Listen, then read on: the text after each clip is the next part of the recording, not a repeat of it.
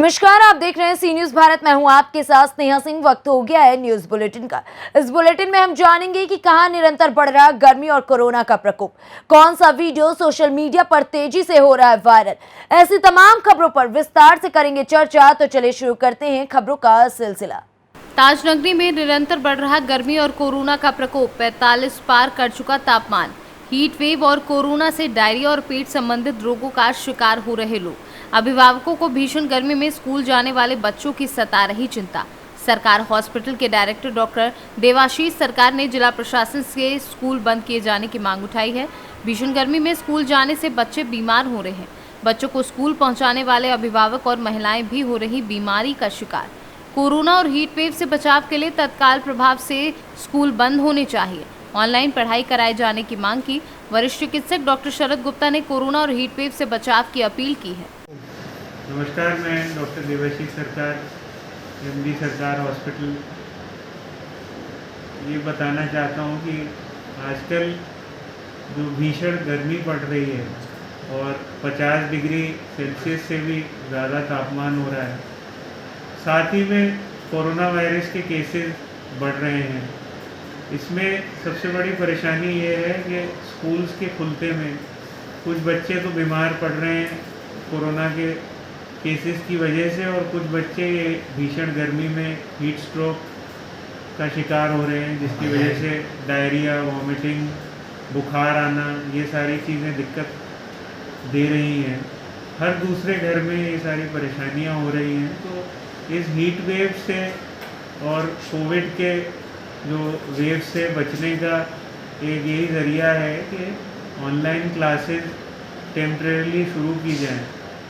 गर्मी इस बार बहुत भीषण पड़ रही है और 122 साल का रिकॉर्ड टूट रहा है। मई में तो गवर्नमेंट ऑफ इंडिया का प्रेडिक्शन है कि 50 डिग्री भी क्रॉस कर सकता है, जो सबसे ऊपर होगा, जो अभी तक हमने तो नहीं देखा है अपने लाइफ में। अब प्रिकॉशन हमें क्या लेनी है कि साथ साथ कोविड भी फैल रहा है। कोविड फैल रहा है तो आप भीड़ वाली जगह में जाने से अवॉइड करें, मास्क पहने, सैनिटाइजेशन रखें और 2 फीट की कम से कम दूरी रखें। दूसरा गर्मी से बचाव है। गर्मी से बचाव के लिए जब आप बाहर निकलें तो अम्ब्रेला लें, हैट लें, सिर पे गमछा बांधें, उसको गीला कर लें, पानी खूब पिएं और सॉल्ट वाटर खूब लें। आगरा से सीनू संवाददाता अनुज उपाध्याय की रिपोर्ट। बड़ी खबर पश्चिम चंपारण जिला के बगाहा से है, जहां पैकवलिया मरियादपुर में पंचायत सचिव और मुखिया अपने मर्यादाओं को भूलकर सड़क पर ही एक दूसरे से भिड़ गए। हालांकि दोनों के बीच गाली गलौज तक ही मामला थम गया। दरअसल पंचायत की विकास योजनाओं में कमीशन की राशि के बंटवारे को लेकर पंचायत के मुखिया और पंचायत सचिव आपस में भिड़ गए, जिसका वीडियो भीड़ में किसी ने बनाकर सोशल साइट पर वायरल कर दिया है। अब दोनों के आपसी विवाद का वीडियो सोशल मीडिया पर तेजी से वायरल हो रहा है। वायरल वीडियो में साफ साफ देखा जा रहा है कि योजना के कमीशन की राशि को लेकर मुखिया व पंचायत सचिव आपस में किस कदर लड़ रहे हैं, साथ ही एक दूसरे के साथ गाली गलौज भी कर रहे हैं। हद तो तब हो गई जब ग्रामीणों की भीड़ में मर्यादा का भी ख्याल नहीं रखा गया और दोनों अपशब्द का प्रयोग कर ऊट पटांग हरकत करते दिख रहे हैं। मामला बगाहा 2 प्रखंड के पैकवलिया मरियादपुर पंचायत का है, जहां पंचायत के मुखिया अनिल सिंह और पंचायत सचिव शंभुनाथ पांडे के बीच विवाद हो रहा है, जिसमें दोनों के द्वारा अवैध राशि वसूली का आरोप एक दूसरे पर लगाया जा रहा है। दोनों का विवाद बढ़ता देख स्थानीय लोग मामले में हस्तक्षेप कर दोनों को शांत करने का प्रयास भी कर रहे हैं। कि अवैध उगाही को लेकर मुखिया और उसमें पंचायत सचिव में झड़प हुई थी। नहीं, उगाही वो बोल रहे थे कि पंचायत में आवास से संबंधित उगाही हो रहा है, तो हमने बोला कि अगर उगाही हो रहा है तो जाकर के वीडियो साहब को आप आवेदन दीजिए, एसडीएम साहब को आवेदन दीजिए। लेकिन आप जो हमारे ऊपर आरोप लगा रहे हैं तो ये आप लिखित में दीजिए और जनता से लिखवा करके दीजिए कि हम लोग उगाही करते हैं, लेकिन आप अपनी ड्यूटी को नहीं निभाते हैं।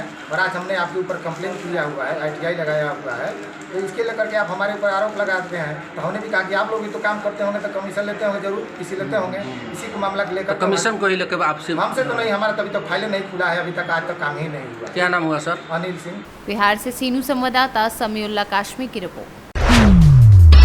नवे गांव के जंगल में 3 दिन से लगी भयानक आग। आजू बाजू के कई गांव में फैला है धुआं और वन विभाग सोया कुंभकर्ण की नींद। लाखों रुपए का सागौन जलकर खाक हो रहा है। 3 दिन से आग लगने पर भी वन विभाग ने आग बुझाने के लिए अब तक कोई कदम नहीं उठाए हैं। मालनी बदनूर नवेगांव पढ़ार वन विभाग के 4 बिट को हो रहा है भारी नुकसान। छिंदवाड़ा से सीनू संवाददाता रामनारायण यदुवंशी की रिपोर्ट। ग्वालियर भारतीय जनता युवा मोर्चा के प्रदेश अध्यक्ष वैभव पवार ने कहा कि भारतीय जनता पार्टी श्रद्धा कुशाभाऊ ठाकरे जी का जन्म शताब्दी वर्ष संगठन पर्व के रूप में मना रही है। इस अवसर पर युवा मोर्चा यूथ कनेक्ट 15 मई से 15 जून तक युवा जोड़ो अभियान के अंतर्गत प्रदेश के नए युवाओं को जोड़ने का प्रयास करेगी। श्री पवार आज सुबह श्रीधाम एक्सप्रेस से ग्वालियर आए। एक निजी होटल में उनसे जिला ग्वालियर एवं विभाग के अनेक कार्यकर्ताओं ने भेंट की। श्री पवार ने बताया कि यूथ कनेक्ट अभियान के अंतर्गत 15 मई से 22 मई तक भाषण प्रतियोगिता, 23 मई से 27 मई तक सोशल मीडिया कैंपेन तथा 1 जून से 15 जून तक युवा सम्मेलन आयोजित किए जाएंगे। ये सम्मेलन प्रदेश के 7 संभागों में आयोजित किए जाएंगे। स्पीच कंपटीशन का एक कार्यक्रम होगा जो विधानसभा से प्रारंभ होकर संभाग स्तर पर जिसका समापन होगा।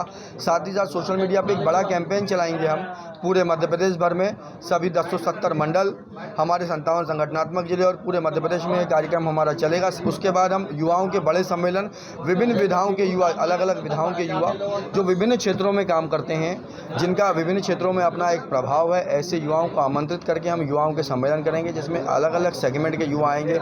नए किसान हैं, युवा एंटरप्रेन्योर्स हैं, साथ ही साथ नए सीए हैं, युवा हमारे वकील हैं, युवा डॉक्टर्स हैं। ऐसे सभी युवा, इन लोगों को आमंत्रित करके और हम एक युवा सम्मेलन कार्यक्रम करेंगे जो 1 जून से लेकर 15 जून तक पूरे मध्य प्रदेश के 8 बड़े बड़े शहरों में ये कार्यक्रम हमारे आयोजित होंगे। इंदौर, भोपाल, जबलपुर, ग्वालियर, इसके अलावा उज्जैन, सागर, रीवा, शहडोल, ऐसे 8 स्थानों में ये कार्यक्रम होंगे और इसमें हम युवाओं को जोड़ने के लिए उन तक प्रयास करेंगे। पहले हम उनको प्रचार प्रसार के माध्यम से अपने कार्यक्रमों की जानकारी देंगे, उनको जोड़ेंगे और एक बड़े कार्यक्रमों का आयोजन करेंगे। इसमें हमारा केंद्रीय नेतृत्व और प्रदेश का नेतृत्व भी हमें मार्गदर्शन देने के लिए उपस्थित रहेगा। मध्य प्रदेश में इस तरह के आंदोलन चलने जाते को आंगनबाड़ी कार्यकर्ता बेरोजगारी हो, सरकार क्या इनसे निपट नहीं पा रही है? सरकार इनसे निपट पा रही है और सरकार ने इन सब का हल भी किया है। लगातार इस दिशा में सरकार काम कर रही है। मध्य प्रदेश में सबसे कम समस्याएं मध्य प्रदेश में ही है। ग्वालियर से सीनू संवाददाता योगेश बिसारिया की रिपोर्ट।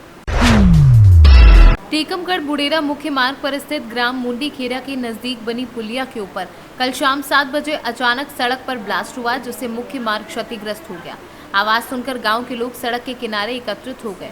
उन्होंने कहा कि ब्लास्ट के साथ जोरदार आवाज और बड़े बड़े पत्थर आसमान में उछलते नजर आए, जिससे कभी भी बड़ा हादसा होने की संभावना बन सकती है।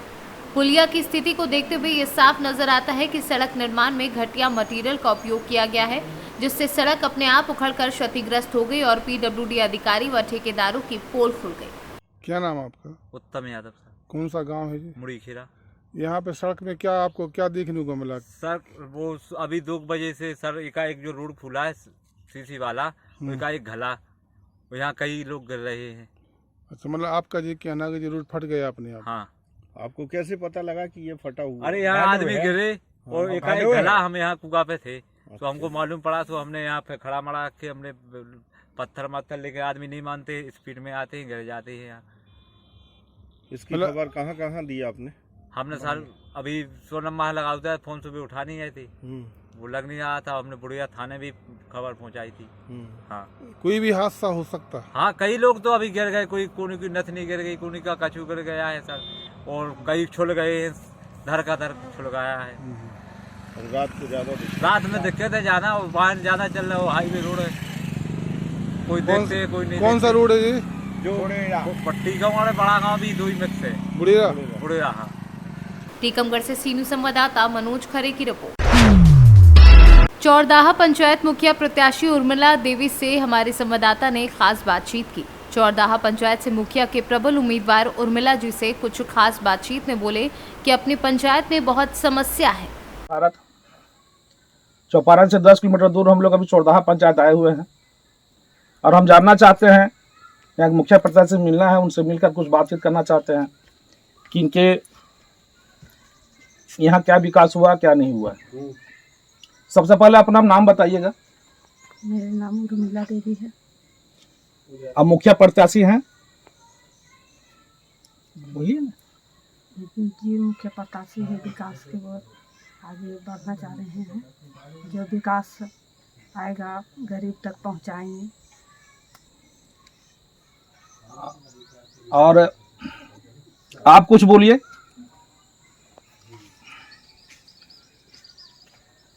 आपके यहाँ कुछ विकास हुआ है? विकास तो नहीं हुआ, विकास के नाम पर तो बिल्कुल प्लेन ही है। हम लोग यह चाह रहे हैं कि ला करके गरीबों तक घर घर में विकास का है लाने का काम करे, सबका ऊपर उठाने का काम करे। आपके यहाँ बिजली पानी क्या समस्या है? बिजली पानी का समस्या तो है ही, बिजली भी है मगर आता है चला जाता है, माने रेगुलर नहीं रह पाता है। पानी का? पानी भी उसी तरह से, पानी हम लोग जहाँ तहाँ है एक दो गो चापाकल वगैरह उसी से पी रहे हैं और पिला रहे हैं जनता को। आपका है आवास का, शिक्षा का? आवास का नाम पर तो बिल्कुल हमारे गांव टोला जो बिल्कुल प्लेन है, कुछ नहीं है। नहीं। अगर आपकी बहू लगती हैं? हाँ बहू है। अगर जीतती है तो विकास होगा? हाँ विकास होगा, विकास है घर घर तक पहुंचाने का काम करेंगे हम। विकास में क्या कीजिएगा आप? विकास में पहला जो है कि जिसका रहने का स्थान नहीं है उसको पहले आवास दिलाने का काम करेंगे। उसके बाद आने जाने का रास्ता नहीं है जिस गांव में, उसको जाने आने का रास्ता का, जल का, नल का, सबका विकास करें के काम करने का काम करें। आपके यहाँ वृद्धा पेंशन का क्या स्थिति है?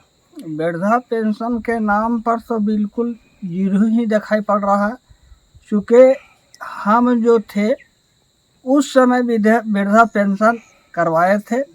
चौपारण से सीनू संवाददाता मुकेश कुमार सिंह की रिपोर्ट।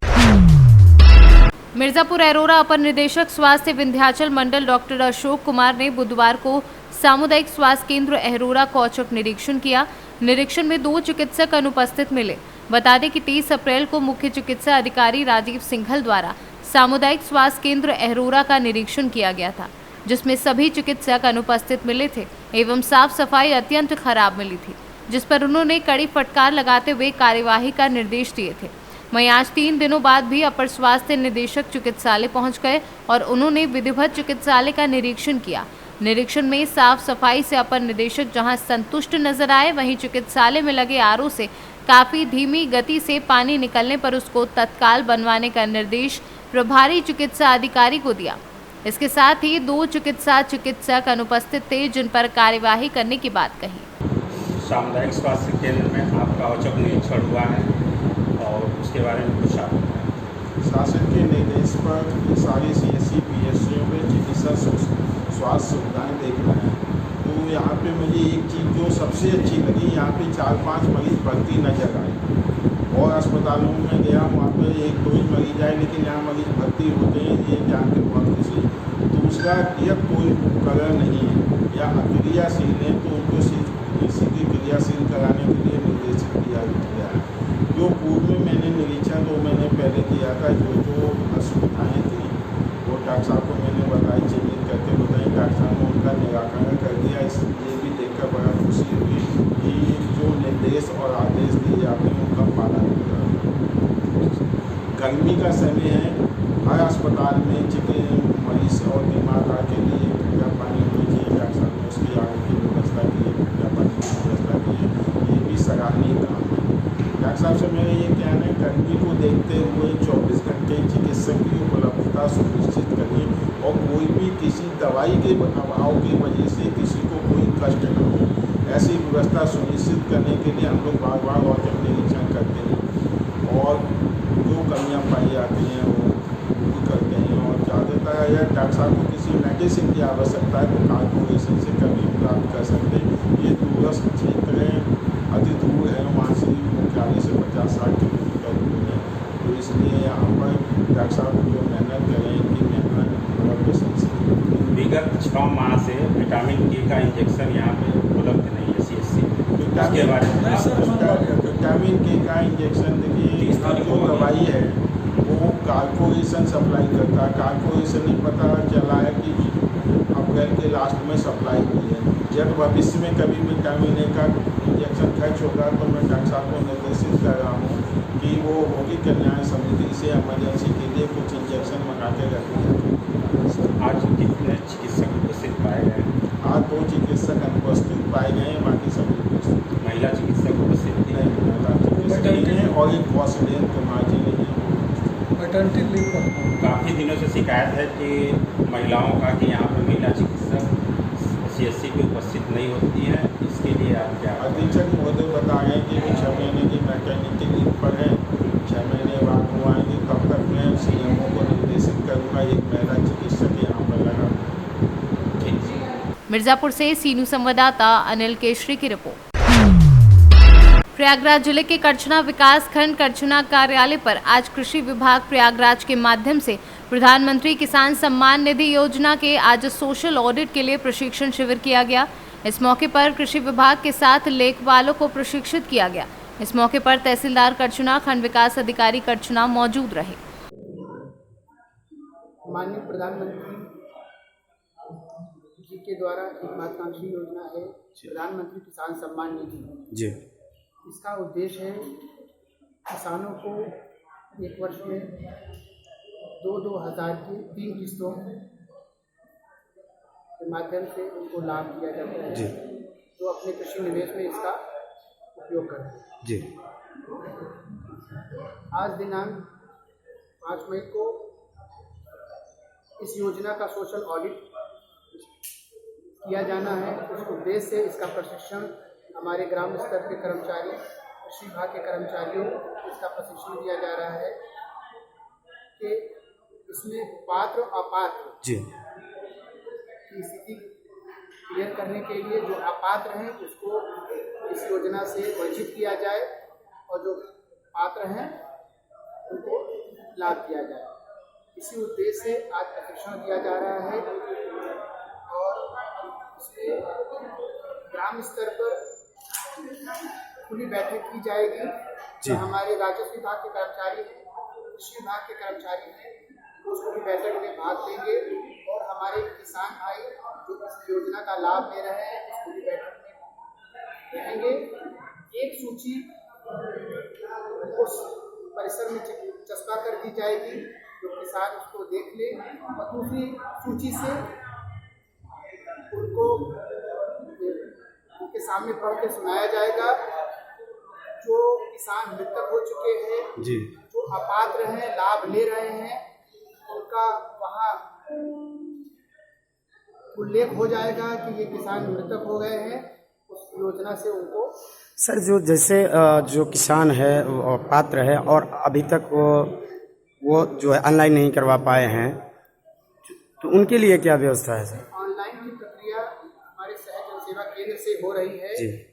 किसान वहाँ से जो पात्र हैं, जो कृषक हैं जी, वो जाके वहाँ से करा सकते हैं।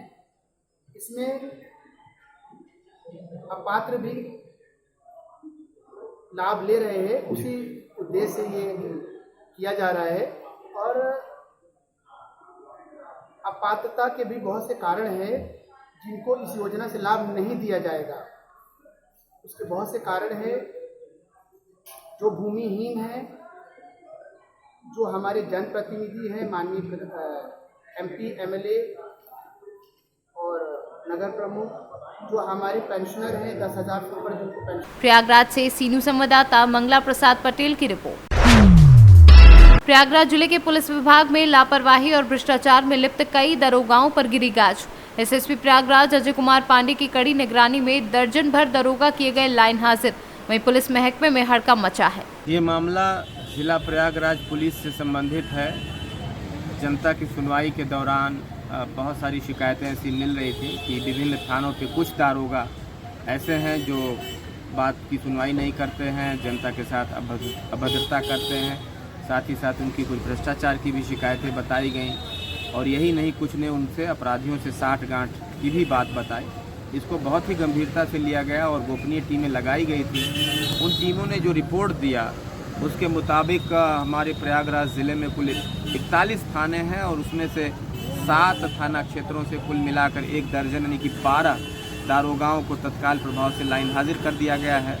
उन्हें हिदायत दी गई है कि वो फील्ड में नहीं रहेंगे, वो जनता के निकट नहीं रहेंगे, क्योंकि उनका कार्य और आचरण इस तरह का नहीं है कि वो जनता के बीच में काम करें। इसलिए पुलिस लाइन में उनको ट्रांसफ़र आउट कर दिया गया है, यानी लाइन हाजिर कर दिया गया है।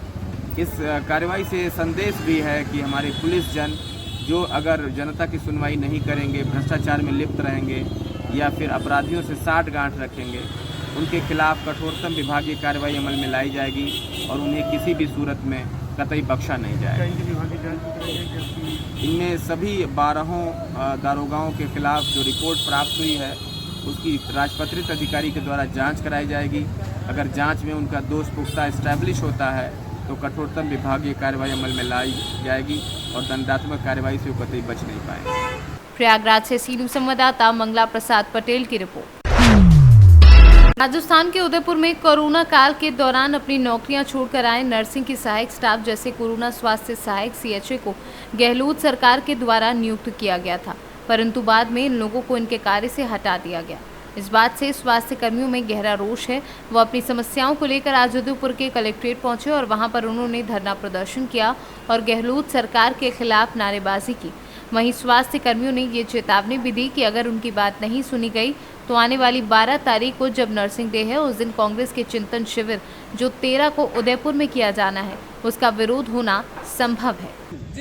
नाम बताइए आपका? संदीप शर्मा, कोविड स्वास्थ्य सहायक। हमारा धरना है वो पिछले 35 दिनों से राजस्थान की राजधानी शहीद स्मारक में चल रहा है। हमारे एक साथी जो हमारे पास खड़े हैं वो 15 दिन आमरण अनशन पी रहे। हमारे 4 साथी और हैं जो आमरण अनशन पे वो शहीद स्मारक में बैठे हैं। हमें कोविड काल के अंदर सेकेंड वेव पे काम के लिए रखा गया। अचानक 31 मार्च को हमें पद से मुक्त कर दिया गया, जिससे हमारे मान सम्मान और रोजी रोटी पे ठेस पहुंची है। हम वो कोरोना वॉरियर्स हैं जिन्होंने कोविड के अंदर वो काम किया जो राजस्थान के अंदर चाहे भीलवाड़ा मॉडल हो, चाहे वैक्सीनेशन का काम हो, चाहे घर घर दवा का वितरण हो। हमने उस समय काम किया जब बाप बेटे को नहीं पूछ रहा था, भाई भाई को नहीं पूछ रहा था। हम लोगों ने अपनी जान पे खेल के जान बचाई। आज हमें इस हालात में सरकार ने छोड़ दिया कि हम बड़े बड़े हॉस्पिटल को जॉब छोड़ के आए राजस्थान के अंदर काम करने ताकि हमारा भविष्य सुनिश्चित हो। राजस्थान सरकार ने 31 को हमें काम से हटा दिया गया। आज हम बेरोजगार तरबतर की ठोकरें खा रहे हैं। हमारा धरना 35 दिन से शहीद स्मारक पर चल रहा है। हमारी सीधी सी स्पष्ट रूप से राजस्थान सरकार से ये मांग है कि 1/4 से हमारी नौकरी बहाली की जाए। संविदा कैडर राजस्थान सरकार ने जो बनाया है उसके अंदर सम्मिलित की जाए ताकि हमारा भविष्य सुनहरा हो सके।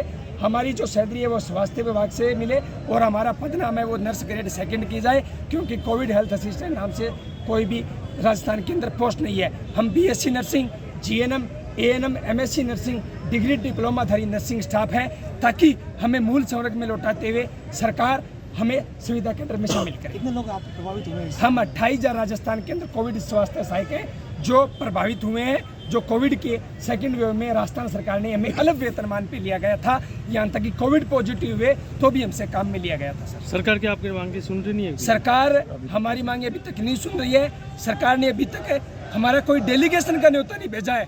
हम चलकर सरकार के पास जा रहे हैं। सरकार के पास से सिर्फ एक ही हमारे पास आंसर आ रहा है कि आपका काम चल रहा है, आपका काम चल रहा है। लेकिन 35 दिनों से यही हमारे पास जवाब आ रहा है कि आपका काम चल रहा है। आगे क्या रहेगा? आगे हमारा स्पष्ट रूप से ये सरकार को चेतावनी है।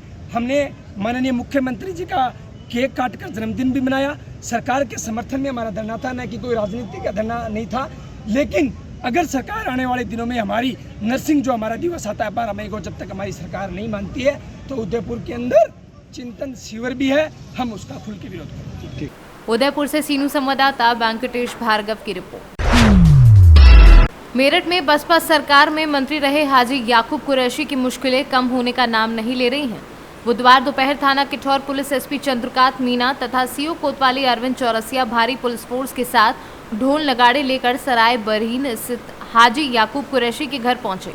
पुलिस के पहुंचते ही ढोल नगाड़ों की आवाज़ सुनकर भारी संख्या में पब्लिक जमा हो गई और पुलिस ने उनके घर पर कुर्की वारंट चस्पा कर दिया। गौरतलब है कि हापुड़ रोड स्थित हाजी याकूब कुरैशी की फैक्ट्री में अवैध तरीके से मीट पैकिंग हो रही थी। इस मामले में हाजी याकूब कुरैशी, उनकी पत्नी संजीदा बेगम और उनके बेटे हाफिज इमरान और हाफिज फिरोज उर्फ बूरा नामजद हुए थे, जिनकी तलाश में पुलिस लगातार दबिश दे रही है। जो कार्रवाई की गई किसके ऊपर की गई है, क्या पूरा मामला था? हाजी याकूब कुरैशी है, उनका परिवार है, उनके नाम पे एक Al Faheem meters private limited factory है आबू रोड पे। ये सूचना मिली थी कि अवैध रूप से जो है इस फैक्ट्री को चला रहे हैं, इनके खिलाफ कार्रवाई करिए। मुकदमा लिखा गया है थाना खरखौदा में, जिसकी बेचना किठौर से करी जा रही है, थाना किठौर से। जो अभियुक्त हैं इसमें किसी भी तरह से पुलिस को कोऑपरेट नहीं कर रहे हैं और ना ही उन्होंने कोर्ट में सरेंडर किया है। तो ऑनरेबल कोर्ट के ऑर्डर से 82 धारा के अंदर जो ये कार्रवाई करी गई है। अब कितने दिन हो गए ना फरार हुए? जब से मुकदमा पंजीकृत हुआ तभी से लोग फरार हैं। कितने लोग इसमें आरोपी हैं अब तक जो बचे हुए हैं? इसमें अब तक कुल 17 लोग आरोपी हैं, 10 लोग इसमें जेल जा चुके हैं। जैसे कि उन्होंने अभी पोस्ट डाली थी ईद मुबारक की, उससे कुछ क्लू मिला है क्या? उसकी अभी पुलिस छानबीन कर रही है। मेरठ से कैमरा पर्सन जावेद अब्बासी के साथ गुवर आजम अफगन की रिपोर्ट। फिलहाल इस न्यूज बुलेटिन में बस इतना ही। देश दुनिया की ऐसी तमाम खबरों को देखने के लिए बने रहें सी न्यूज भारत के साथ।